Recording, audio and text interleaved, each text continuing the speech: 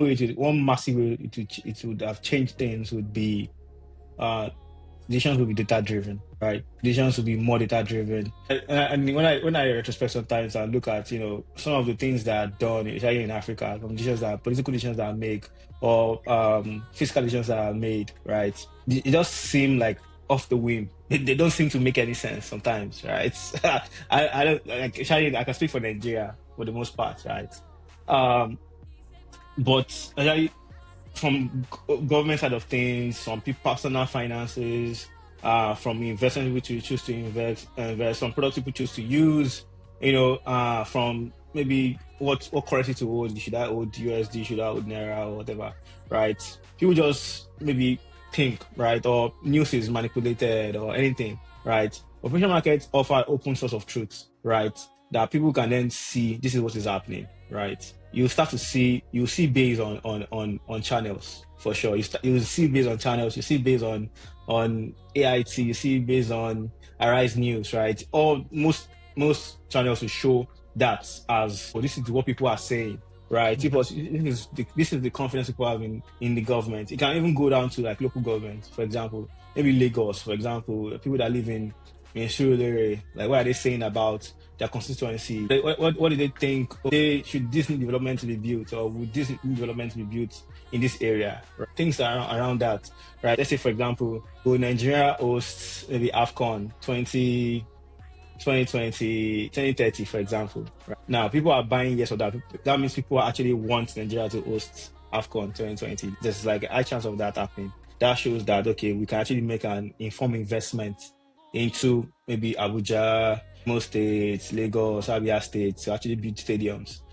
It's going to, because again, the biggest problem is that data does not exist. We just seem to make decisions, right? There's no true data form. There's no specific data. So what is going to change come 2030 is going to be like data and statistics is going to be very open for everybody to see, and we can make better informed decisions.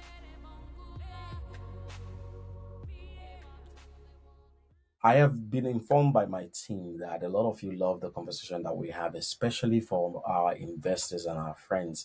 And you've asked us to make the conversation a lot more technical. We want you to write us an email. Send it to producer@ctrl-sensor and let us know what it is that you want us to ask. Hashcode, welcome to the control room. How are you doing? I'm good, CD. Thank you so much. Where does hashcode comes from? What is the element of you that coined the name hashcode? Interesting question, actually. That's a very interesting question. I'll say the element that kind of formed that name is just the intent to just help people. Right. That's what about the name, right? So I started coding before I got into university, right? So someone told me that, when you get to university, nobody's really going to teach you coding. Right? You're going to take a course or two on coding, but nobody's really going to teach you. So I was like, okay, let me learn coding. The coding I was going to use in school before resuming school, resuming university. So that was like an 8 month gap period. So one of those things I was doing in the 8 month gap period was learning how to code, really, really learning how to code. So by the time we got to the second year of university, that was like CSC 201, 202, I think, where like you would have everybody does the programming language. If you're in technology or real estate, yeah, some other faculties, you do coding there. So the language that we were writing at that point was Java. I didn't learn Java before then. So a lot of people were confused. A lot of people did not know what to do. So I started a tutorial, basically, right? A free tutorial. And I called it Hashcode tutorials. The Hashcode is like a term in Java, like it's a function name in Java for an object. So of an object that is. So I just called it that because that didn't just sound cool to me. So I said Hashcode tutorials. I printed out some posters, basically put them in some faculty libraries and notice boards and say, okay, just come to this particular hour, this particular room, this time in the evening, these 2 days of the week, and I'll teach you Java for free. So that's where it came from, really. Just a tutorial, and that name stuck. Everybody saw me like, Ashko tutorials, that's the guy. And the name just stuck.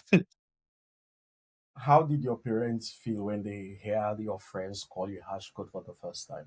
What was the reaction? That's actually interesting. I think my mom heard that in one time when Yeah, I can't remember the exact reaction, right? But it was like at that point I was already popular, really popular in uni back then. So it was like, oh, hash codes, I don't know how she felt, but I guess she just felt like, oh yeah, it's popular. It's just like whatever. But yeah, So let's get into it. Your journey has been an amazing one. You thank you. started off in Nigeria, Ife. I hope I'm pronouncing the place well. And you went into coding at the time when it wasn't sexy. What does that journey look like, and where is the desire to solve hard problems come from, and what has that led you into discovering about yourself? Yeah, for sure. So what other journey look been like? It's been full of ups and downs. But I think for me, right, I guess like 'cause I grew up in a small town, like in a small town in Osun State, the same state that Ife is in. I grew up in a small town. So every time I always saw problems around, right? If you grow up in a small town in Nigeria, you always see problems like infrastructural problems, poverty, and things like that, right? So I was like, I always like wanted to solve these problems because I was always like, thinking outside the box and like, okay, it's not like low quality problems because growing up I was always exposed to like television, so I was always watching like Australian TV shows, kid TV shows, Australian, British, American shows. Right? I was like, I just saw the kids the way they lived life there. I was like, yo, like life will be so much more than what I currently say. So I've always had the urge to want to solve problems. And when I discovered coding, right, I was like, wait, you can actually solve some problems with just typing on your computer. That's like the best in the world. And that's the best I could do at that point, right? Just like type something on your keyboard and it becomes a solution, right? I remember one of the first things I built was actually like an app, no, or an app called On Finger. So basically like an anti-hacker app. Because one thing was popular in uni back then was like people were hacking people's Wi-Fi's basically. So if you bought internet with your money, somebody could like basically fing you off your internet and hijack your session, right? Basically. So it was like a problem. Everybody had that problem. I was like, this is the problem everybody has. You spend money to buy data, right? To buy internet, and then somebody just like hijacks that from you.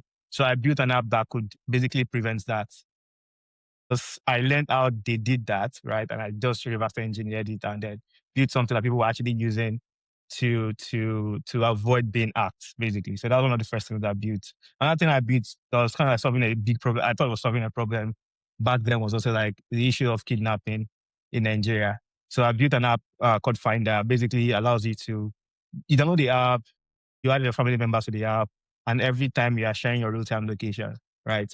So I mean, there are apps that do that right now, but this was back in 2017, right? So not a lot of people are doing that back then. So I built that app. People could add their family members and keep tabs of their location. If anybody was traveling, they could turn up a real-time tracking, and then if something happened that they got cut off from the internet or the transporting does not work, it sends the location lasting location to their family members, basically. So yeah, I only that the urge to solve problems, and I think that's what I still do today, maybe at a much different scale now, but yeah, just to solve problems. So there are two questions that I wanted to ask, but first I want to go back to that app because it's quite a needful thing even today. I can imagine how 2017 was like, right? What happened to it? Honestly, it's just died out, right? Not really maintain it. Obviously, it was not like a startup where I wanted to. I guess I knew about startups back then, but it was like it was just I just built it. A few people used it, but it just life just happened. I guess like got busy with school, and then it did not really like chase it or anything like that. Do you think if you had the opportunity now, the knowledge that you have now, do you think you can build something like that again into a business?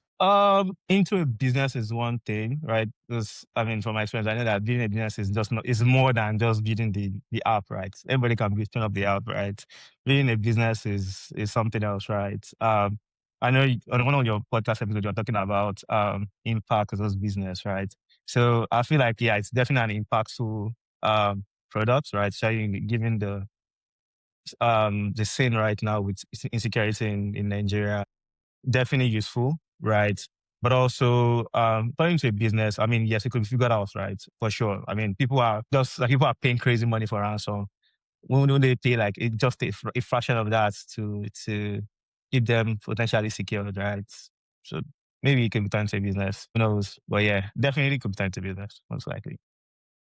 So you've gone from building WhatsApp hacks and Yolang contribution to Binance, Yellow Card, Bundle, Insomnia Labs in New York, and now Base, a prediction market platform with about 400,000 users and generating millions along the way. When you look back at that arc from Ife and OAU to New York and now Base, what's the through line? What's the problem you're really been trying to solve? I know you love solving problem. I know you figure out that writing code creates, your open up you up to the idea of, building and solving problems. But every single one of us is driven by something. What is that through line for you across all of this journey that just connects everything? A prob I would say there's one problem per se. I think is just multiple problems, right? I think one thing is just that always rings true is that I want to change the circumstances of myself and my family, right? So just in circumstances. I know I'm a big believer in like, hard work, hard work, some people say smart work, whatever. But hard work and just doing the right things, doing the right way, it will lead to success, right? Obviously there'll be challenges, there'll be obstacles, right? But I think one of the things that drive me the most is just my family, to be honest, right? Just changing the circumstances of my family, right? So obviously like there's that need to solve problems that comes out that also like is parallel to that, right? Like I don't solve problems to make money per se, right? But obviously solving a problem is just giving the right recipe. Solving a problem can lead to success and wealth and things like that. But yeah, I think it's just a parallel, two parallel lines of like, my family and also like just obsessing over solving problems. Are you now in a place where you have the flexibility of choosing the problems as you solve because you are so rich that you don't have to worry about? I'm far from rich. I'm very far from rich. But but but yeah, I think I mean you can't solve all the problems all at once, right? You have to pick one and solve one and then move on to the other ones, right? So for me, it's more of like solve a problem, generate a lot of wealth from that, and then you can then use that to then solve other problems that even you might not maybe it's just money that other problems mean you can throw money at it maybe, right? I mean it's the typical like they say tech bro arc where you go from like startup, founder, grind, get an exit or acquisition or whatever, right? Or go public. And then the next thing is like, you then become a VC or you become an angel, right? So, I mean, I think for me, so that's like kind of my, I guess, like, I guess it's a reality. It's something that happens, right? But for me right now, yeah, I'm focused on a particular problem and I'm just, going at it day and night. Take me to the Binance and Yellow Card phase more particularly. What did working on some of these systems teach you about what has to be true for any trading environment to actually work? I mean, now you're in prediction market, but what exactly does those moments teach you about the trading environment? Yeah, it's crazy and things can change overnight, right? I remember when I was at Binance, we're working on bundle, right? This was like 2019 to 2021 when I was there. And it was after 2021, I think February of 2021, that MFLA, right, just announced that they're stopping the bank support for crypto companies, right? And overnight, like, boom. Well, and we're like on a meteoric rise, right? Meteoric rise, things were looking very up with trading exchanges and things like that, right? Here in Nigeria, right? And suddenly, boom, gone, right? So I remember that week, right? I was up for 50 hours straight working on a solution, a P2P solution, basically. I didn't sleep for 50 hours. My eyes, at the end of 50 hours, my eyes were like almost blind. I was not seeing anything like that. That's one of the clearest moments of my life, right? With team back then at Bondo, right? I didn't sleep for like 50 hours, right? But what that taught me was just like problems will always come. It's your like your response to that problem that really matters and really counts, right? I mean, things went from like, going down, even going below zero, right? And then we immediately launched that solution and things picked back up, right? And we're able to like, do that. So that's a lot of things around, just running, like facing challenges, right? A lot of things I learned at Binance is like, handling scale. Like Binance has like thousands of employees at that point. I'm sure even more like 5 years later now, they have more than that now. So just the scale of running an enterprise. I didn't learn I didn't learn like everything, but just opened my eyes into like, like how companies are run, the people you need, the right people. You don't need too many people, you just need like the right people, right? To do things, to execute at a very high level. And going from Binance to Yellow Card as well too, it just showed me like how crazy you have to be about growth as a startup, right? Because back then, when Yellow Card had raised their Series A, I think, and they're trying to raise a Series B thereabouts. So they needed to get a particular milestone to hit that goal so they can then close out their Series B round, right? And when I was brought on, it was very clear to me that the work I was going to be doing was very instrumental to that, right? So it was like, get in and just get down and hit the ground running, basically. That was what it was, right? So it showed me like, a startup, right? You cannot just grow like small, and say you're growing small every month. You have to like 70% month on month, like growth, right? You have to have big ambitions. At that point, Yoruka's ambition was like, oh, it's 1 million users within that year, within like a couple or 3 months, hit 1 million users. That was crazy from the numbers that were currently there. Saying I want to hit 1 million users at that point was crazy, but kind of like showed me like, if you have to have big ambitions. You cannot just think small. You have to have big ambitions and then actually put your money in there, put your effort in there. That's one of the, and we're able to eat that. We're able to smash the all the metrics we are looking for. We smashed almost everything, right? And they're able to close the successful round of I think about $36 million or something. It was really like a very teachable moment for me. What is the true differentiating factor of being in an environment like that versus an engineer who is building in the startups? Because these are, most of these companies operate like a startups, but like the context and the pressure in delivering. I'm wondering like how does that forge you into the engineer you are today? Yeah, good question. It's they say that one's made under pressure, right? It's like I said, it's a lot of pressure, right? Uh, it taught me a lot of things, to be honest, right? Some people just say they are working and working and working and keeping busy, but they're not actually not getting anything done, right? It showed me like, I had to create KPIs, right? Create KPIs. I was working closely with Yele back then too and Taiwo. And, it showed me how to create KPIs, right? And then work towards those KPIs like really hard. Right. So not just like, oh, I'm trying to do this. You must have like things that seem unattainable, but they are attainable, right?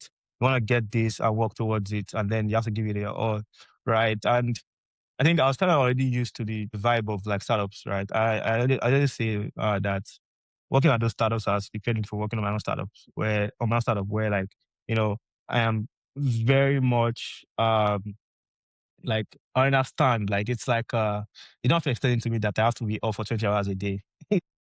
Right. You have to tell me that I know I've done it multiple times. I have seen it yield results, right? Nobody has to tell me, oh, you have to be available on the weekends.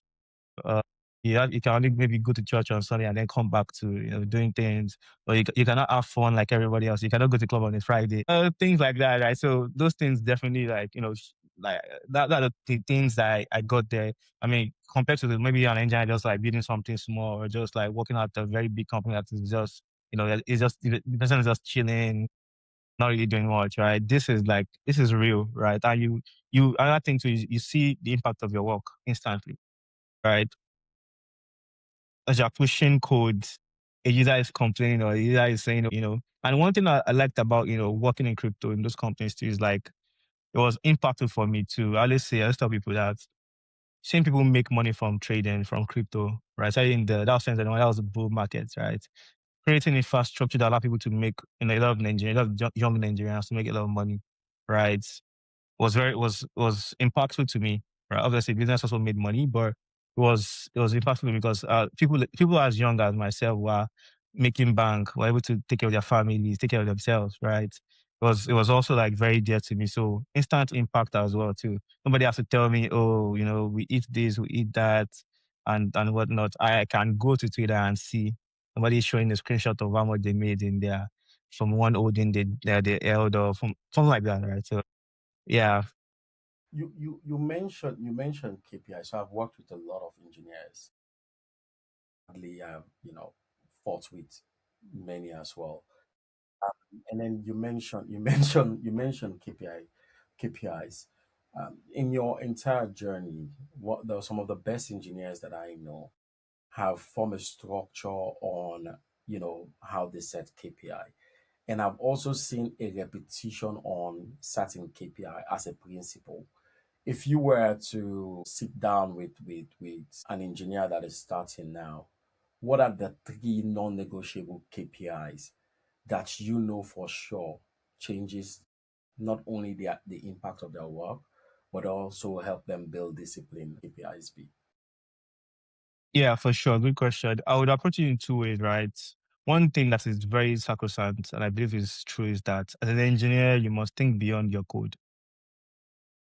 You must try to think business impact, not just your code. I say that's one thing. Just answering your question directly, right? That's one mistake I see like a lot of engineers make is like, oh, they don't care about their code. How clean is it?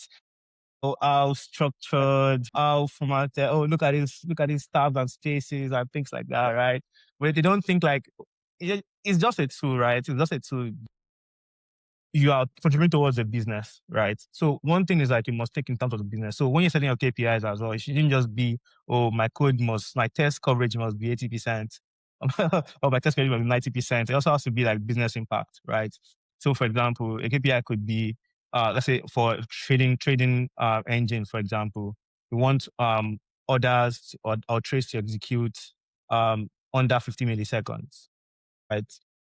Average, even at peak periods. Say for example, at 60% active users in a particular hour, right? Let's say you still want because there's a lot of load on your system, right? But you still want trace to execute at 50 milliseconds, right? Something like that. That's a KPI to set. That's a business because if users trades are executing very fast, they'll come back and keep trading, right? Compared to like they can't even trade easy. That nobody's gonna use the platform. They're gonna go to another platform. That's churn, basically, right? Your KPIs must directly coincide with the business. And obviously, to achieve this, then that means your code then has to be very good. Your memory optimizations, your algorithms must be very good as well. Basically, so it's more of like this is what you're working towards, and then your code is then fine tuning to that, not just oh my code must do this. I don't care about what the business is, right? So that's one, right? That's an example. Another one is just in terms of like um KPI of one important KPI that also a lot of people overlook is actually how do you say this now? How much the time they spend on problems, right? On solving a problem, right? So some people they they like to lone wolf too much. Where they feel like I have to solve this, I have to solve that, and and they don't ask anybody. Others maybe there's AI now, maybe that's not the case, but that sometimes I still can't solve with AI really, but they don't try to ask anybody, right? So you must always like have a time frame of like um a time limit on how much you should spend trying to solve a problem, right? That's a good KPI to also have as well too, in terms of like okay, when it gets to maybe 3 hours, but this kind of maybe the complexity of the ticket is medium. It's a medium complexity ticket. I shouldn't spend up to 2 hours trying to figure it out. If I can't figure it out in 2 hours, let me go run to somebody and ask somebody, right? So that's something you have to set for yourself because if not, you just keep wasting time and don't actually solve a problem, or your solution is rough around the edges, and then that also affects the business. Like you will spend way more time they should on solving things or building things than allocated, right? I'm thinking about one more to answer your question. As an engineer, I would say right now, I think to keep up with the times, right? I would say like you should also track you should track how much of AI you are using now, right?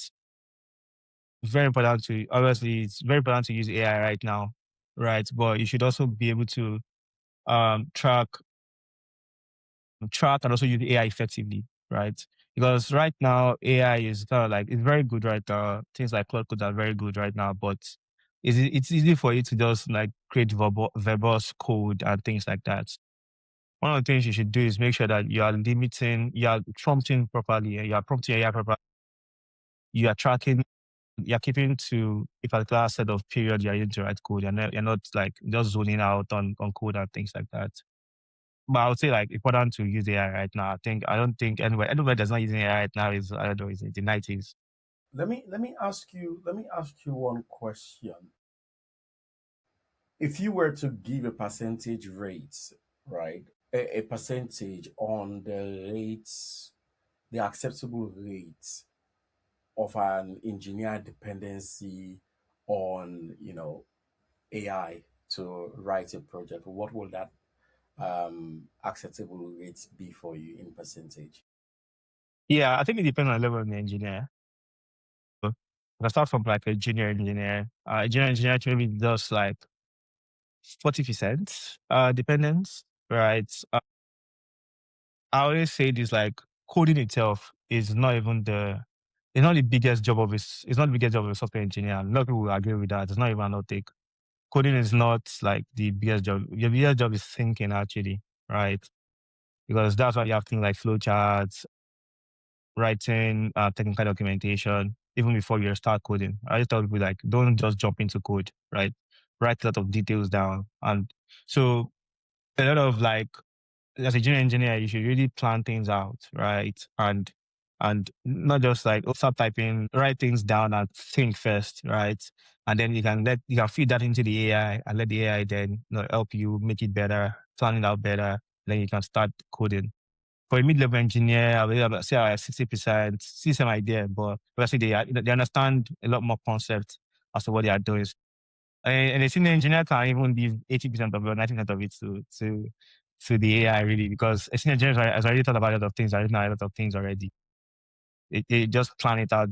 They're able to even prompt the AI properly, give it a lot more context, so that when the AI is just writing the code, they can even review what the AI is doing and see that the AI is actually on track and then correct it and things like that. So that would be so. Junior engineer 40%, mid-level engineer 60, then the senior engineer can be 80 to 90%. So there is something that is exciting about career and your journey. But before we jump into that, I wanted to ask you for a quick definition on two core things. At Bundle and Yellow Card, you were effectively building the on absent stablecoin rails for Africa. Today, almost every entrepreneur within the fintech space is talking about stablecoin, on ramp, off ramp, all of those, things. And I tend to think that some of them may not fully understand what stablecoin is and what it's actually meant to do. So here's a direct question. What is stablecoin? For sure. So most crypto tokens, right? They are sold at a price. They cost something, right? So before, at some point in this world, if you can imagine, one Bitcoin was $13 or was even $0.1, right? The price was always changing. Now it's about $98,000 at time, right? So price is always changing compared to dollars or compared to any currency. The price of one of that token is changing. Now, a stable coin is such that it is pegged to a particular currency. So one of it is one of that currency, basically, for the most part. Uh, Although there's always a debate of are stable coins really stable? Actually, it has happened before where like it was depegged. It's just like any currency where they are pegging currencies, like pegging naira to dollar and something like that too. But the pegging here is just that one of that coin or that token or that crypto token is equal to one of a particular fiat currency. In most cases, it's always like the USD, right? So you have things like USDT, USDC, right? There are systems and mechanisms in place to always keep it such that and regulations and compliance, a lot of crazy things that go into that, so that you can say one USD equals to one USD. And they must be able to prove that. They must be able to have reserves to show that, yes, this amount of USDC we have, we also have that somewhere as well too in the reserve, right? It's not just like made up money because you obviously can't just inflate the USD. You must be able to show at all times that you have the reserve to match that, right? So there's like USDC. There's also like other non USD stable coins, right? So there's like, for example, CNGN, right? Very good friends as well too that started that pegged to the Nigerian naira. So one of that is also one Nigerian naira. So that's the stable behind the coin. It's like it's stable. The price is not changing, basically. So who makes the decision a on the pegging structure? So, for example, I want to go into stablecoin and I want to leverage stablecoin to back my remittance, for example. Who made that decision that the amount of USDT that I have is equivalent to the X amount of dollars in, that I put aside to lock it in? Who made that decision? Who makes that decision? Yeah, for sure. So yeah, so you as like an operator or like someone that has like a company or a certain payment, you don't have to have the equal amount of USD, right? It is on the company that started the stablecoin. So for example, Circle started USDC, right? So they have to always show that they have that reserve of USD as well to match the USDC. Because it might not be only them, they might have like partners they are working with like banks, other exchanges as well, like Binance or Coinbase and things like that. Same thing with CNGN, right? They have the same number of like NGN as well that the people have invested or people have locked, right? So there are different incentives as to keeping that peg, right? So obviously, if they're like there's 10 billion, I don't know what the exact supply of USDC is actually right now. Let's just say, for example, there's 1 billion USDC, but it's definitely more than that, right? Of course, that can be Circle's money, but that can be other people's money as well, just is backing it. So what people usually do is that they lock their money in, right? And then they get yields from that. There's some yields that are common from that. So that's his financial incentive to keeping the currency peg is that once you lock in your money, you can get yields from that. So a lot of like people make crazy money from just supplying liquidity to like all the stable coins as well too. So yeah, that's how it works. So So you as like a yeah, yeah. So yeah, you as a yeah, go ahead. yeah, when you now say, so this is something you actually said online, and my team caught this. You said that we will settle prediction market in USDT and Naira. What do you know from all of your experiences that the first time Web3 founder doesn't? I guess what do I know? I guess like things I've seen in my years, right? Things I've seen over the years, things that are playing out right now, right? Uh, I mean, right, like you said earlier, stablecoins are now the meta. Everybody's talking about stablecoins, but I'd seen it like way before again, talking about like the CBN ban, for example. The biggest way people circumvented that was with stablecoin, right? Being able to do things with stablecoin directly, pay for things with stablecoin directly, right? Buy gift cards, buy airtime, pay different things, hotels, flights with stablecoin. It's back in 2021. So I'd seen it happen, right? Also one of the biggest integrations back then with Bitrefill. Bitrefill is like they've been around since like 2019 or even earlier than that, I think.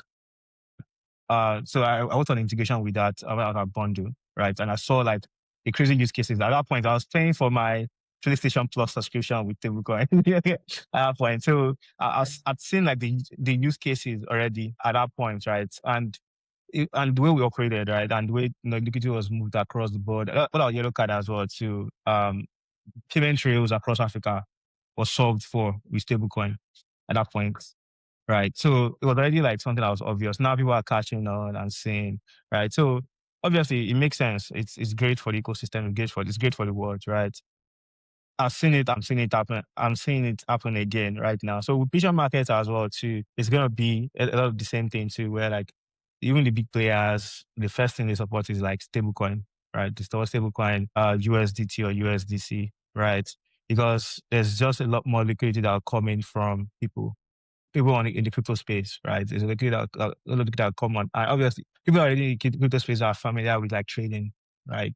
So obviously, it makes sense that if a new trading system comes into play, like a prediction market, a lot of liquidity that's already on chain, right, will also then come into those things. And when we even launched our app, right, even before adding Naira, the first thing we added was stablecoin. It was months after that we added Naira. So even like to even show you how like important it is. What is prediction market and how is it different from sports betting? For sure. For sure. Good question. I'm asking this particularly because one of the things that actually, as you know, I was learning about this is when Polymarkets, where the founder of Polymarkets started off, he refused to license, right? He didn't license. But then when the other guys, yeah, you How Kalashi, she? Kalshi started, they licensed, and then Polymarkets went into like they got some really big problems and issues like that. And one of the arguments was that well, it's not really betting. So I would really love to understand the context of it all. What is prediction market, and how exactly is it different from sports betting? For sure. Yeah, good question. I need to answer that as well too. So, prediction markets are basically think of it like a new asset class where you can buy shares of a particular outcome, a real life outcome, right? You can buy shares and hold shares and sell shares. What that means is that I can trade the market on any reward event, right? Say, for example, um, Tesla stock price crashed by 40% in Q1. That's a real life event that is trackable. Now, if you believe in that, you can buy shares or they call it event contracts of yes. If you don't believe in that, you can buy no contracts. So there's nothing like sports involved in that. That's just a real life event that is happening. That's going to happen in Q1. Like, you're going to know in Q1 2026, in the end of March. You can buy yes at a certain price. Now, how prediction markets are priced is basically by people that want to trade those contracts, right? So how much am I willing to pay for this contract? How much am I willing to sell this contract for? Just similar to the stock exchange, basically. Again, think of it like contracts. They're called event contracts. Same way this is trading, right? Simple trading, you're buying and selling contract as well too. So it's the same approach. So what you're actually doing is you're discovering how much people believe in a certain event happening or not, right? Which is basically the cherry probability. Now, this is not something new, right? I've seen this before with opinion polls. There's opinion polls on elections, even farm items, like even options trading. For example, started from edging against things, right? And when thinking about what was most likely to happen. Now, with opinion polls, right? People have no skin in the game. So, do you believe that this person is going to win this election, right? Do you believe that Trump is going to win the election in 2020 or in 2016? Some will just say yes. Some will say no. There's nothing backing their belief. They just want to say based on maybe what they feel like is going to happen. But where prediction markets now move away from opinion polls is that there's money backing your opinion. So before you say yes, you have to you are buying X number of yes at a certain price, right? You're paying to say, okay, this is what's going to happen, right? If you're buying no for maybe this other person is going to win instead, you're putting your money behind where your mouth is basically. See, share probability, that's what drives prediction market because something happening or not is 0 or 1, right? Probability, middle school probability, right? It's not if something doesn't happen, the probability of it happening is 0. If something happens, the probability of it happening is 1. So the way prediction markets are priced are basically between 0 and 1, where if 23% chance of something happening is 23 cents per contract, per share, basically. Now, another way prediction markets then differ from just gambling, right? But you're not just gambling on a real event. Now, you can also trade. So let's say you buy um yes contracts for $23, 23 cents per share today. The more people buy, right, the more people are buying, the market is reacting because you are trading against people. Trading against people. People are also buying people are willing to sell at a certain price, right? The more the price goes up, because this is probably what people think is going to happen. Now, let's say you buy it at 23 cents per share today, it goes to 57 cents per share tomorrow. You can actually sell your shares and take profits. So you're not locked in, right? So it's an exchange basically that is based on real events. And the idea of the market is to review the truth, right? What people actually believe, right? Somebody has like is seeking information about something, they can go to the share market and put money there and indicates that okay, this is a signal that okay, this is what probably was gonna happen, right? So that's what prediction markets are. They call it the truth engine because you can ask people, what do you believe? What do you think is going to happen? People just say anything. But when there's money behind anything, right? And we have seen people use prediction markets for different things. Like even back like 10 years ago, Google had like internal prediction markets to decide what features to launch, basically. Because people can say, what features should we launch? And different product managers are saying you should launch this. People think they like that, right?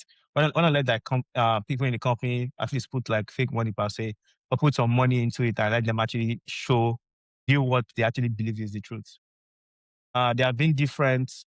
I'm sure market really started as like a research, university research actually by Robert Amson in 2005. Actually, if you believe that it's something that's been on for since 20 years ago now, right? And they put some mathematical formulas behind it, and they actually test ran it on like different across the years, different US elections with the groups with a set of people, and that they were actually able to probably predict outcomes better than polls, opinion polls they're also running concurrently.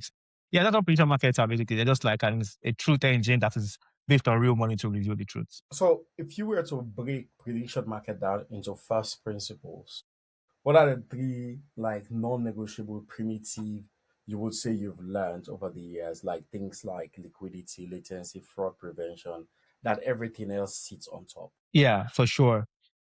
One thing is definitely like you actually asked that one of the things is liquidity, right? But more importantly is trust, right? Right? Trust in the platform that people can actually put their money there and you're not gonna run away with their money, but they can see everything. They can see, orders as the orders are being filled. Basically just like how you see others on a trading floor, you see how orders are being placed, buy orders and sell orders are being placed as well too. Right. So that openness basically, right? That openness is very important so they can trust your system, right? People be able to withdraw their money, take out their money, sell their shares for money and things like that. So yeah, they then bring liquidity. Once they trust your system, they can bring liquidity. They can then put their liquidity by buying shares or by owning positions, right? In the market. Well, that thing is obviously security, very very important. It goes without saying, right? And that thing is also high throughput because information is very fast. That's why it's called breaking news, I guess. This goes very information is very fast, right? So if you want to be able to trade as fast as they can, right?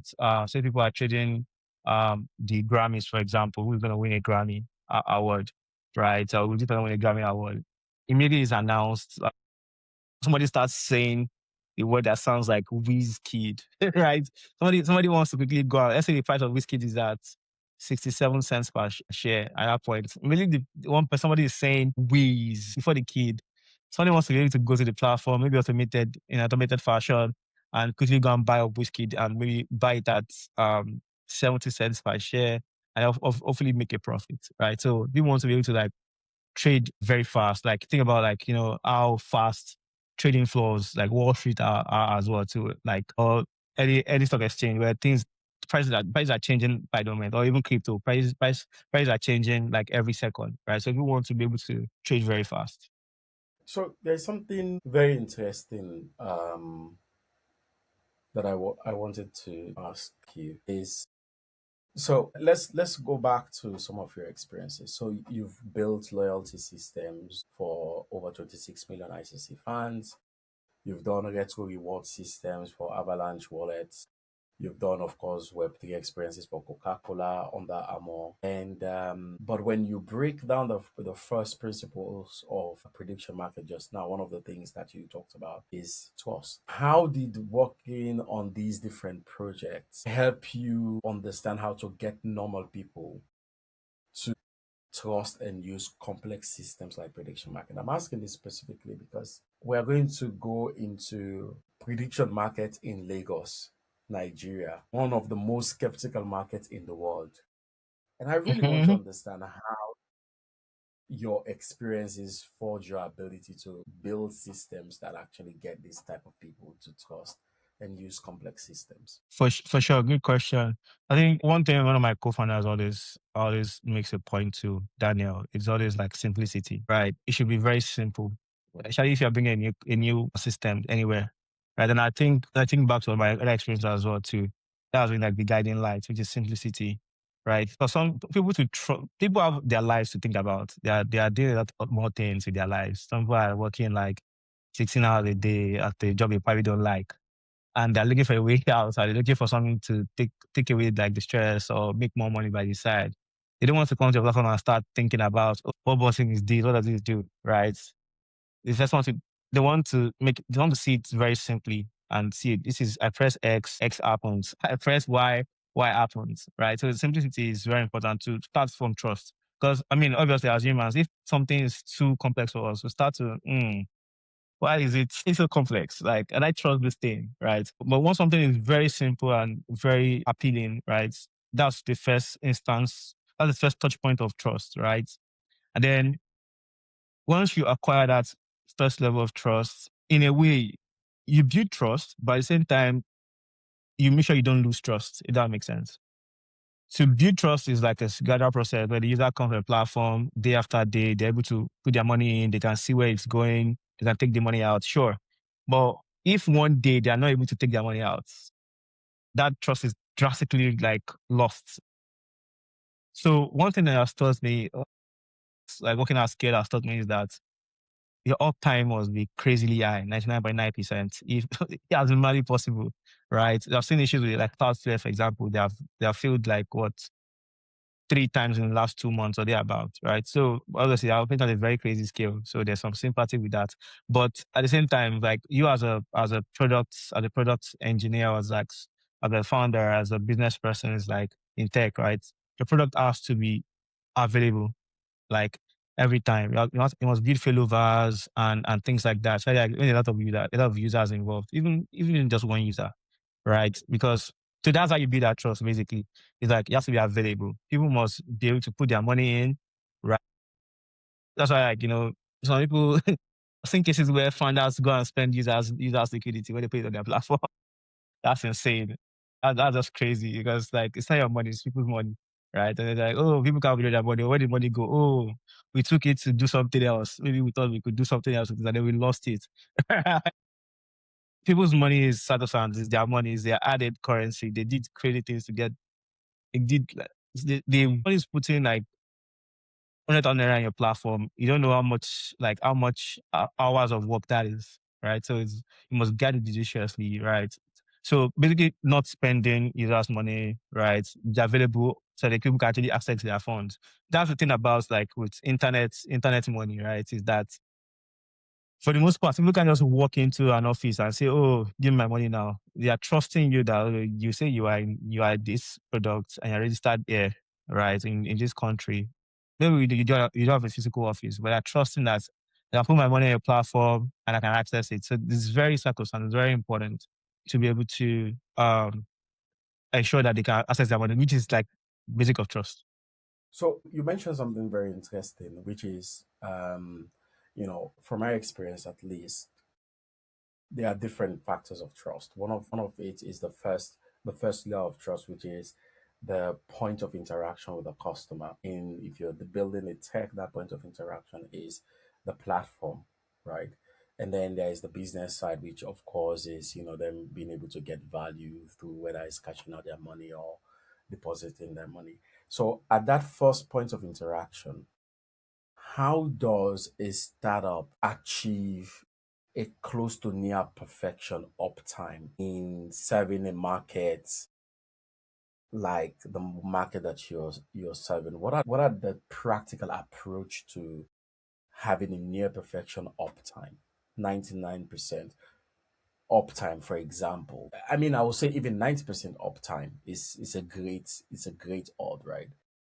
Hmm. How do you achieve that as a startup? I mean, if Yeah, it's a big team, I can understand like there's a mechanics going into it. But as a startup building, how do you achieve that almost near perfection uptime? yeah. I think no matter the size, right? Obviously, I think it's just the scale that's different. No matter the size of the company, startup, Series A company, Series B company, whatever, redundancy is important. That's the most important thing, redundancy. Obviously, the scale at which companies do it is different. That's what differentiates like big companies and small companies or startup. But redundancy is very important, right? Think of like planes, airplanes, right? They are small planes, they still have some redundancy, and then they're like big big planes that have like crazy has like four engines, right? and things like that. But most of it is just redundancy. So the way you can do that are different, right? So for example, your servers, right? I can go technical a bit, and if I can go technical a bit, like having multiple instances, right, of your or setting your servers in multiple regions, right, so that if in case one region, one provider region is down, you can spin up another instance real quick, and being able to restate your instances or your servers easily, like using things like maybe Terraform, Kubernetes, and things like that, so you can spin up your servers easily, right? Then when it comes to user facing side of things, even your backend as well too, proper quality assurance testing, right? Very important. No matter how small you are, you don't need to hire a QA person if you're just a small startup, but make sure that as you are as lean as you are, right, you're also testing things, right? Even if it's just on Google Sheets, always test every feature, regression testing as well too. Because it just takes one small mistake and maybe months of trust gets wiped out, right? So QA testing is very important. User support is actually very important as well too. Remember when we started, like when we were just like four of us with days back then in 2023, we were just four. And some of our other co-founders used to were the support guys basically. They were doing among other things they were doing, right? They were doing support. They would be on the WhatsApp, on the intercom. They are the ones replying users. There's no sometimes I join them as well to respond to users, right? Or if somebody has a dispute or things like that, who are the ones handling user support. Because user support is very important. I know that's why I like Jeff Bezos' his approach to user support. Customer satisfaction is very like is one of the things that all these guys need as well. Like one user is like you have to teach one user as your only user basically, and make sure that they are satisfied, right? It's very important. So user support, customer experience, very important. And then other things you can then do again. Redundancy is the most important part of things, right? And so, for example, when it comes to one big issue people always face in Nigeria and Africa is issue of payments, right? So on ramp, off ramp, right? Rails, basically. Some providers might have a downtime, right? I remember like with Base, right? Almost every provider in Nigeria or even in Africa, some in Africa, the biggest ones they've let us down at one point or the other. Like I don't want to name any names, but Yeah, yeah. Oh no, I'll still on the call.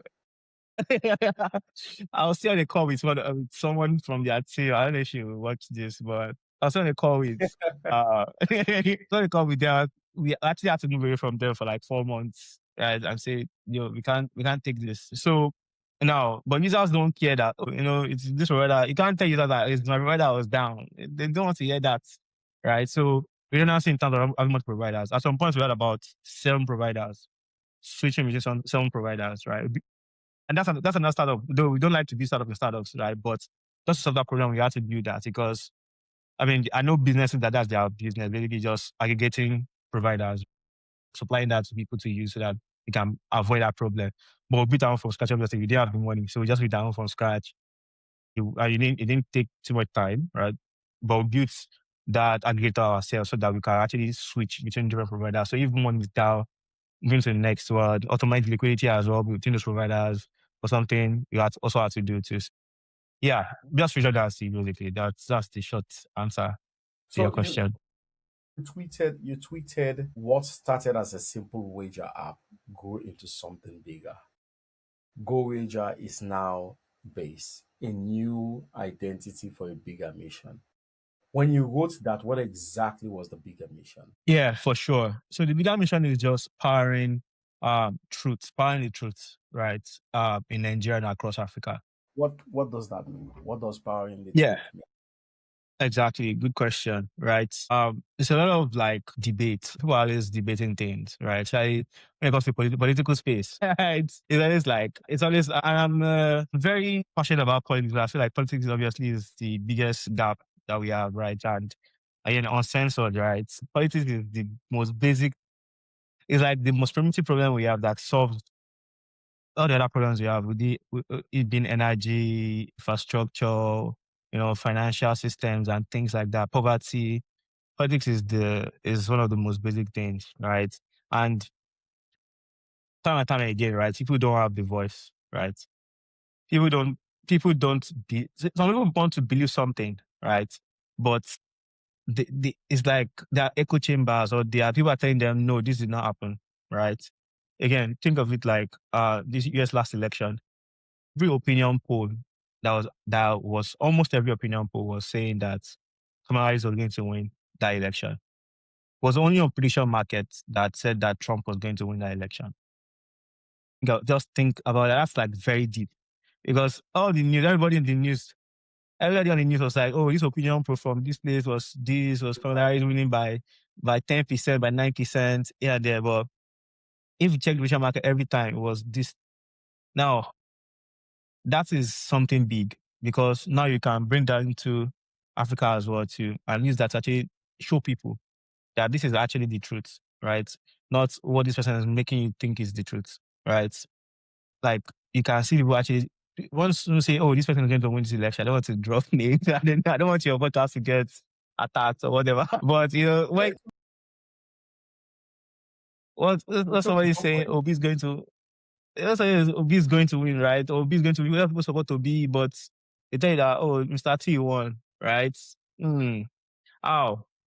Right? One, if you're a vision market, you actually see a lot of people putting, and you see the odds, right? On like, hmm, money said this. Money actually said this was going to happen, and not just opinion, not just people just saying it, right? You can actually see, right? Back it. Exactly. You actually see the truth, right? Or when it comes to even financial decisions, right? Or somebody is saying UBA is worth this much, right? Say, for example, we say UBA's stock price be worth X amount of Naira by March, right? Now, if somebody wants to invest in UBA and wants to buy like crazy amount of shares in UBA, they can easily go to a prediction market to base, right, and check what are people actually putting their money behind, right? So don't just take the word of Mr. Red Tie alone, right? Or they won't just take you get so there's real money backing what people think is going to happen. So an investor can actually go to base, look at what people are actually saying, right? And then make an informed decision from that, right? Or will this company become a unicorn by 2026, right? Now, nobody wants to, if they want to see people believe in that product, right, they can come to base, use as a truth, as a sort of truth, right? Because again, it's different from opinions. It's no opinions, it's real money, right? So what I mean by like a source of truth, right? That's what it is, right? It goes like even in entertainment, for example, entertainment, like with this person winning a Grammy. Is Burna Boy going to beef Whiskey this week? Yeah, right. Or something like that. Or like, will this artist have this number of streams in the opening day, right? It's sure people can wager on that, can bet on that. But at the same time, you actually see executives, music executives can actually see, okay, this is what people are saying about my artist, right? This is the artist people are more interested in, right? I should put more money to promote this song or to promote this artist instead of this artist. Things like that, right? That's just like something that does not existed in a while, right? That is very important. Let me ask this. So, what did you have to kill in GoWager products, right? In terms of like the features, whether it's user behavior or even branding, for people to actually take Bayse, the prediction platform, seriously and not just lump it into another betting app? Yeah, for sure. Good question. And I think it's still a work in progress. But one of the things we have been able to show, right, able to do is the market we create, right? So yes, they are like sports markets for sure. People always wager on sports. They always bet on sports. That's standard behavior. But beyond sports, right, we have a lot more creative markets, right? We have markets around finance, cryptocurrency, politics, big one. We have markets around stocks, around geopolitics as well too. So, so we have users that they don't even touch like sports at all, right? You can create your own for you recommendation, right? So that's one of those things you have to work on as a feature where you can actually have like, you know, market tailored towards you and not just sports. You just come on the app and you see sports. That doesn't make sense. So one of the things we had to build that was like things that tailored to you and your interest. So if your interest is finance, for example, the only things you are mostly seeing are finance markets and you can trade those markets basically. So it seems like you're a guy that love like the hard stuff, right? Because even the way you build infrastructure, you chose to use club in Africa instead of using a simpler AMM. What did you see in the real trader behavior that justified that complexity? Yeah, for us actually. So we started with an AMM actually. Some of our markets, a lot of markets are still using AMMs for sure. Right. So obviously and one problem is like getting people used to their concept of trading, right? Regular people it might be difficult. And then having people maybe market makers supply liquidity at first by maintaining those contracts might be difficult, right? We just started with using AMMs, right? So we did a lot of research actually. The different AMMs we could use. We eventually landed on LMSR, that's logarithmic market scoring rule, and also LMSR, which is liquidity sensitive LMSR basically. So a lot of our markets actually like AMMs actually because again it's just easy. People can execute their trades. If the liquidity that we put in can handle it, people just are able to execute theirs. They're able to fill their orders instantly, right? Now, transitioning into CLOB, right? One of the pitfalls of AMMs is that the risk is high in the sense of like the risk will be on us being the one market making is high. And also the positions people can take, basically the amount they can spend is limited, right? So and that's the rationale for CLOB, right? Which is like you can have people come in. That's not just us alone now. People can come in. We have marketing, just like you have like market makers on the NGX, for example, and just stock exchange, right? You can come in, mint shares, and then push it up at different prices, right? For different price levels for you to actually come and buy or sell to you as well, too. So that opens up the gates of liquidity, basically, right? So people are able to, because I remember like one of the issues we faced was I remember there was a particular market that was very interesting, and someone wanted to spend 2 million naira on that market, but there was not enough liquidity in that market to fill in their order. So only some of it could be filled. And they reached out to me on Twitter, on X. They were like, "Oh, I tried to buy this, but I couldn't buy it." I was like, "Oh, it's liquidity." But when a club comes in now, right? We can have somebody that's basically spending maybe $5,000 per market to market make, right? And they earn money from that, so they are incentivized to actually provide liquidity because they can make money from the spread. Similar to how people trade USDT or USDC to NGN and whatnot, right? On P2P, they can make money on the spread now, and they can supply liquidity to users to come and trade and buy and take positions as well too. It's like it just opens up the floodgates to more users and more volume, basically. So, in terms of like the work that you're doing, I know as part of your rapt, you did mention that 400,000 plus users. Congratulations! About Thank you. five plus countries through which I'm assuming these countries are countries where people will actually place bet from. What are the guardrails for this? What are the regulatory environment and how do you navigate those environment? Particularly so Nigeria. Let's just zoom into Nigeria. Very uniquely, I mean Nigeria. I love the country. But then in November 2024, the Supreme Court um, I don't want to say this, I don't want to say banned, but the Supreme Court took a decision that allows different states to own their own licenses for things like this, right? And it will be, I think, for my sake, even for my education, I would like to understand how are you navigating the regulatory environment for something like this. It's pretty new. It's different from betting. Even in the US, the regulators in the US missed it the first time until like the whole lawyer and legal things come in.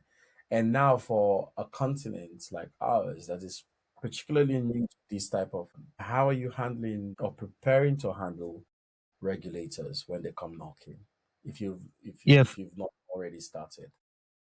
yeah, for sure. I mean, it's top of mind as well for top of mind for us. I mean, you saw the whole thing with Polymarket and Kaushi, and that went down, like you said, in the US, right? Pretty much the same thing for us. It's something I've been thinking about since we started, right? With regulators, right?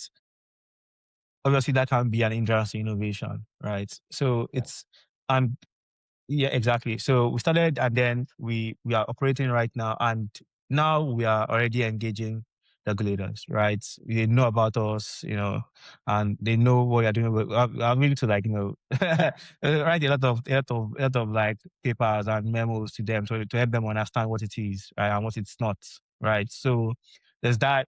It's just something new, right? Some people have tried to build it in Nigeria before, but they didn't get anywhere before they shut down, right? So we are really the lone wolf right now, but it's a cost of innovation for sure. We are bearing that cost gracefully, right? So we have actually been engaging like operators. Now it's different from, so like you said, what you mentioned about the gambling licenses and state by state. Yes, that exists, right? And for us, we're not necessarily gambling. So there's a like dichotomy in terms of like what licenses and what we need.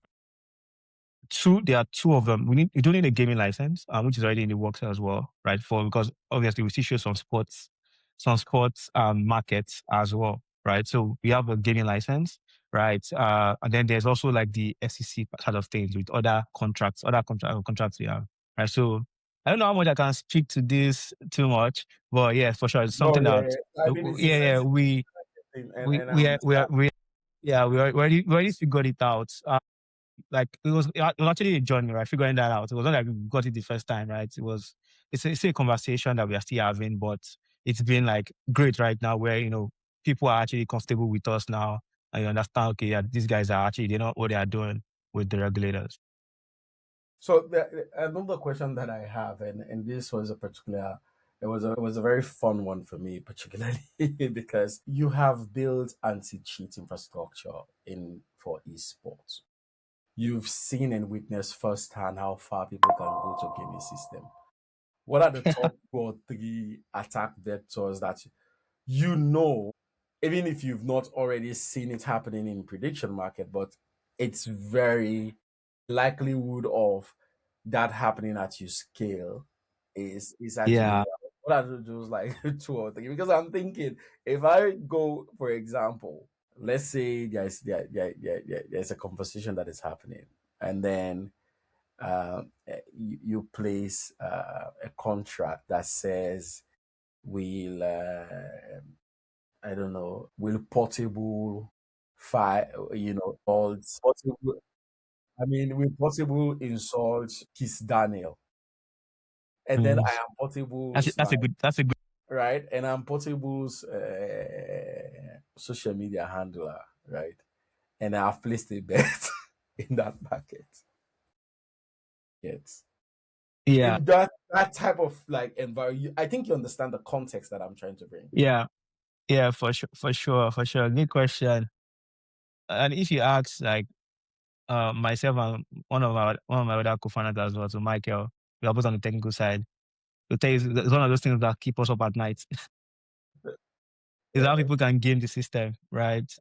To answer I'll answer like the first question, but to answer your more shared question about like Portable's manager, for example. So we have something in place called trading prohibition, right? Standard across obviously like trading as well. So we have some prohibitions, like people that work in the company cannot trade, obviously, so that trading. So that's a no-no. Like, nobody in my team is trading anything, right? So, and also, if a market is How created, do we you have how, actually, how would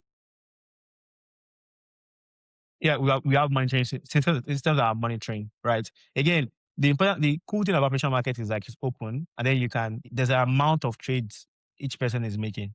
So if somebody is obviously close to the source of the truth, right, of the real world truth, they are not just buying small. And then we also KYC people, by the way, too. Especially in Nigeria, we do KYC, right? So you will know by the level of, we have caught people before. Example is like Odumodu Black, right? There was a time it was very nice of him actually. He engaged us a lot, Odumodu Black, the artist, right? Last year, right? We had multiple markets for when if he was going to win the Grammy. And then we had, the time it was on a tweeting spree.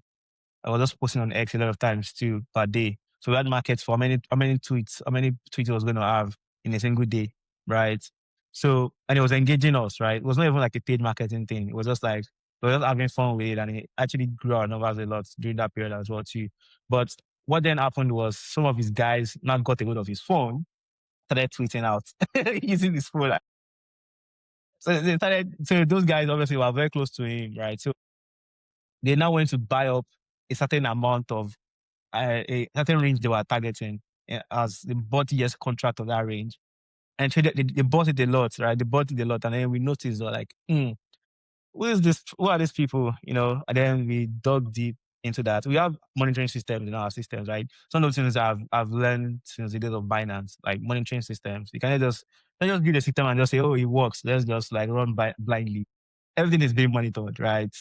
There's a lot of monitoring system in place. So those people were able to like tell them, one of the reason I ask, I mean, I'm going to allow you to complete your thoughts. One of yeah. the reason I asked that question is because there's an interview that I watched, when the team was preparing me for this interview. There was a 60-minute interview. It's a 60-minute interview that I watched with the Polymarketer CEO. And one of the things he actually said was that insider trading is actually very good for prediction market. And if, for example, it was when Iran was being bombed, someone that had the Mm-hmm. information, perhaps maybe 2 hours before that, actually went and put Yeah. in a major one deal, a major, like, take out a major contract, right? And then they make Yeah. loads of money. So now, and this, I'm speaking about this right now where you are, maybe it's not a problem just yet, but at scale, there's nothing stopping me from seeing an outcomes that I am an insider, like Udumudu's, friends and stuff like that. And then that will Yeah. stop me from actually doing that at scale, right?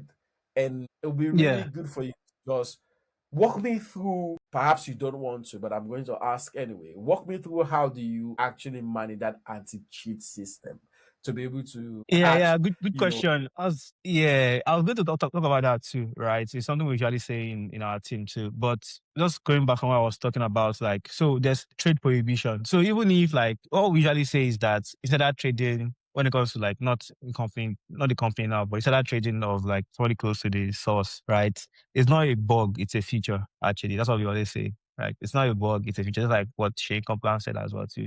So, but at the same time, there's trade prohibition in place. For anybody has trade prohibition, right? He can say yes, that it's this is that, like it's good, but there's always like as a matter of compliance, right?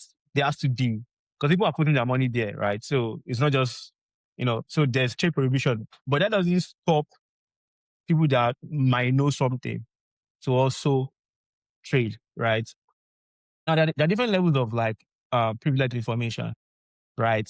There's someone that's maybe the source itself, right? Let's say Portable himself buying yes and then going to start a fight with Kizani. Give me an the example, right? That's a no-no, right? But say somebody that is maybe at least close to Portable, or maybe Portable's neighbor hears something about Portable saying something, right? Obviously, it's not like Portable's manager per se. It's just as privileged information, privileged, right?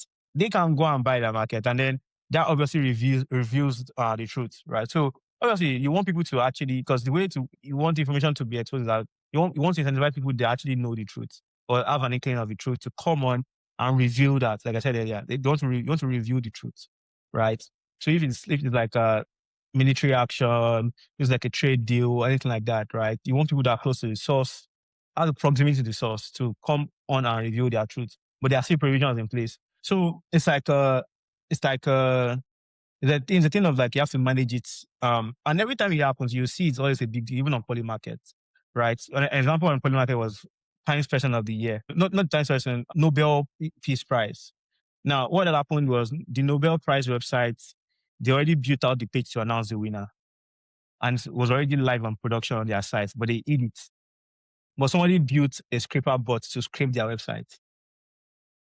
So even sites that were not really showing to users, the bots were able to see it and see the winner. And that person then went on Poly Market to buy those shares. So it's I mean, they were able to access privileged information and then they were able to like, make money, profit off of their privileged information, and people were able to know the truth before the truth came out.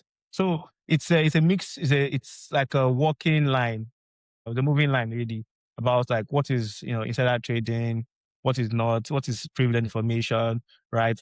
But anytime that happens, they always review it. That's what happened. Even in sports books, right? I remember like a case that happened in the US like 4 years ago or so, was that somebody bet $50,000 that there was not going to be like a runner on the field, like a fan that runs in and crashes the Yes, field. yes, the guy that won 50,000. And he was the one that actually ran He the was the field. one, but he bet and then ran.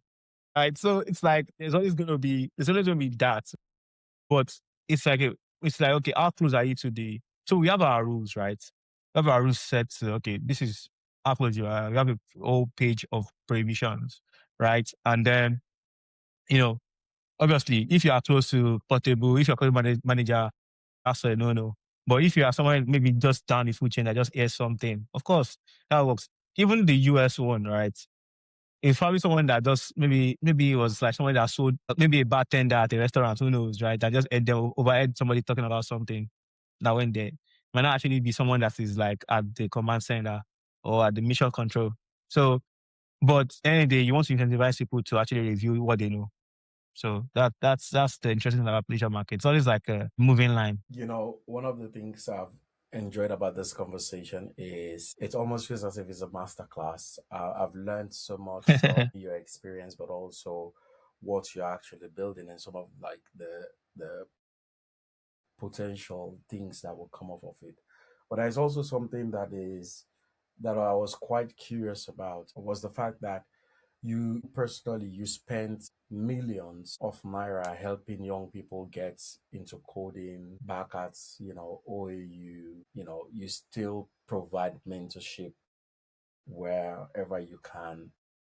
You still actively advocate for young people to have better education and generally better life. Whether it's sponsoring them, I think you also sponsor 50 plus students a year at universities. So congratulations on that. How Thank you, does thank that you. show up within the base team? How does that benevolence shows up within the team itself? Yeah, for sure. Thanks for writing that too. I mean, it's not just me alone. When it comes to those scholarships and things like that, it's like a group of people, right? That also like donate benevolently to the cause, right? Just help young people. So yeah, appreciate you for writing that too. How does that translate to base, right? It's a very important one. Actually, it translates a lot, and I'll tell you why. Just a bit backstory, right? I started my career when I was in university, right? Not a lot of people will give opportunities to like a college student, right? A university student to take on so much work or to take on important bits of their business. Right from young, I already understood like the concept of giving people a chance, right?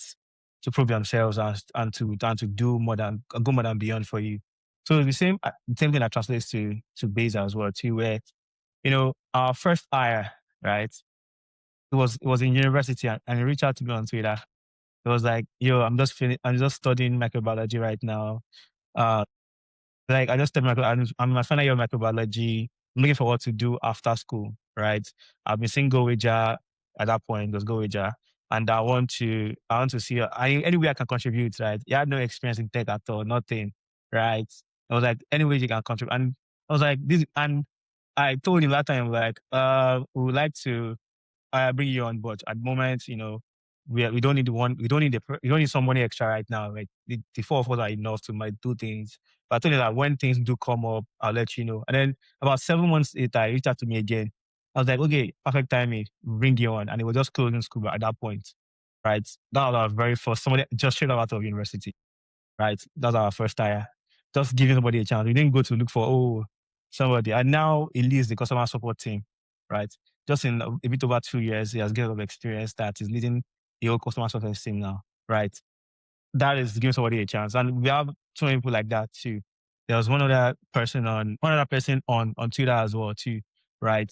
That I reached out to my other co-founder. They were working because our approach was community based, right? So it was managing the community WhatsApp and responding to people, acting like a marketer basically, without even getting hired, without getting paid. We're just very passionate about community, and it was it was the first marketing hire we had, basically, because he understood the product end to end and it was engaging people a lot. And he was also a very young guy too, right? Very young guy.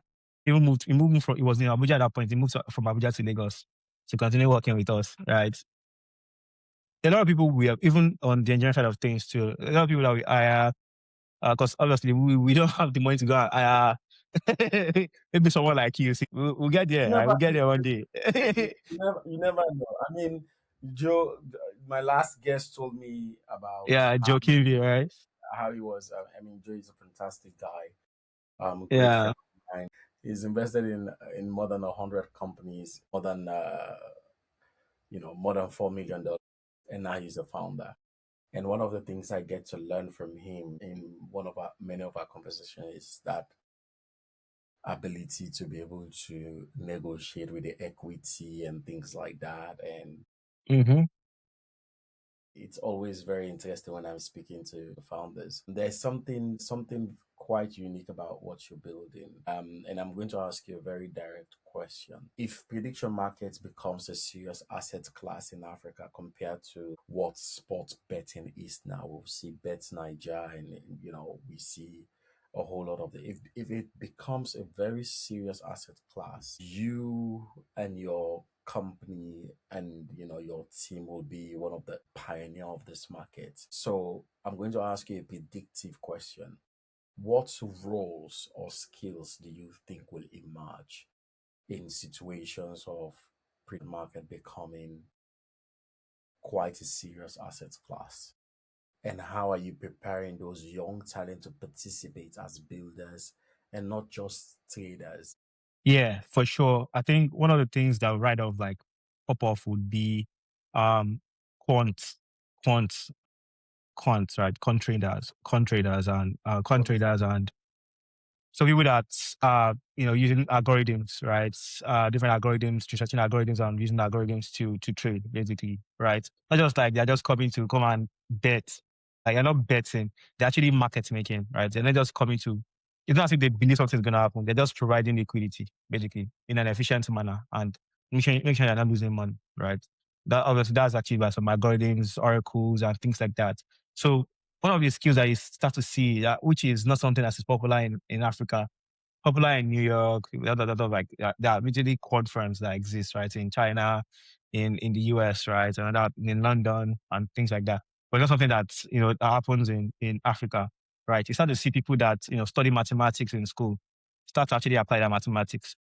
Like they're just like, going back to college to go and teach or going to a private school to go and teach mathematics. They're actually going to apply the probability theory they learned, statistics they learned, right, and start applying to actually make real money by market making. So we're going to see a rise of market makers for sure, right? When it comes to prediction markets, like people are going to start learning how to market make, right? Pledge information. Some people already pledge information is like some people already have money and liquidity to market make NGX. So that's like high buyer of entry, and you have to have access to somebody to be able to do that, right? But now an open market, prediction markets are open, right? Base is open, right? We're going to launch our public KPIs soon.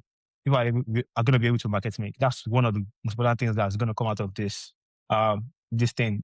The same way crypto brought up crypto traders, right? The same way Forex brought up Forex traders. That's the same way prediction markets are going to bring up. And then another thing is going to be more data, real data back research, right? So people are going to be making out of more like informed research using data from prediction markets, right? So you're going to see more researchers using data from prediction markets because obviously it's closer to the truth than opinion polls or filling questionnaires, right? So you're going to see that as well spring out. So if we were to fast forward to 2030 and Bayse or platforms like it are doing, billions in annual volume, right now you're at 20 million. It's going to only, my assumption and my prediction is if you have that as a wager, I will actually wager that you're going to break that number very quickly. And I'm saying this because betting is fundamentally a part of, human nature, right? Even how we argue on X, even, when we joke with our friends, even sometimes when we don't even know what we're talking about, we position our conversations in ways that make it feel as if I am happy to even place a bet on this, even right. So with that, and you are doing billions in annual volume across Africa, what will have changed about how Africans make business, how Africans make decisions in business, politics, and their personal finances? And I'm asking this more specifically because we've seen how Polymarketer, was invested in by one of the, I think, is it NASDAQ or, you know, I see. yes. And then we saw that, I keep calling them Kelechi. I don't know why, but Gosh. we saw Kalshi going into partnership with CNN, helping even the polls and things like that. So clearly, prediction market have the tendency to shape politics, business, and personal finance.